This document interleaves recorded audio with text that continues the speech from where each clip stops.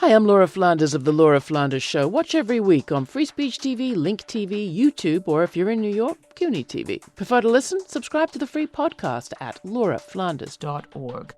I end every week with a commentary. I call it the F word. Here's this week's. The federal housing official responsible for the New York City region says she plans to move into public housing at the end of the year to spotlight inhumane conditions. But if she really wants to spotlight inhumanity in housing, she'd move big money out and people in to city housing stock. Longtime Trump aide Lynne Patton told the press recently that she intends to move out of Trump Plaza where she lives and into public housing to cast a spotlight on the inhumane conditions in which some city residents live.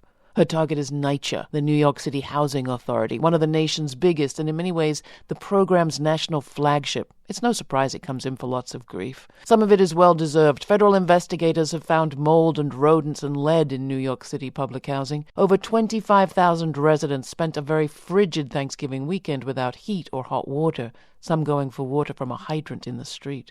But Patton moving in for a month on her $161,000 salary won't shed a spotlight on inhumanity as much as on herself and on the Trump agenda, which, like most Republicans, is about promoting the private at the expense of the public, which is ironic given that Trump's money, which is to say his father's money, came to him from a public housing grant. Nonetheless, vilifying public agencies is part of the pro-privatization agenda.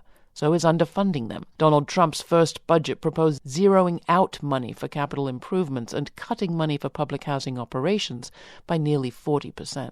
It's no surprise, then, that Trump's HUD would be grandstanding about local public mismanagement. But progressives are calling for more, not less, local control and decision-making to address some of NYCHA's woes. They're not for selling their properties off to owners who are even less accountable and even more remote. So I have a better idea. If we really want to spotlight inhumanity in housing, how about we let Patton move out and let some poor residents move in, not only to Trump Plaza to see how HUD officials live, but into the 75,000 apartments that are sitting empty in New York, according to a recent city census. Many of them are just real estate investments for the rich and super rich. There are 2 available directly across from me in downtown Manhattan. They've been sitting there dark for all but a night or two for the whole of the last year, empty and costly around the clock. So you want to spotlight inhumanity in housing? How about housing like that, that's just for money, not for people?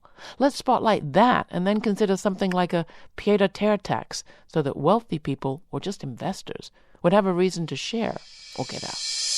We are celebrating 10 years of powering community through media here at the Laura Flanders Show. Make a year-end donation today at www.lauraflanders.org/donate.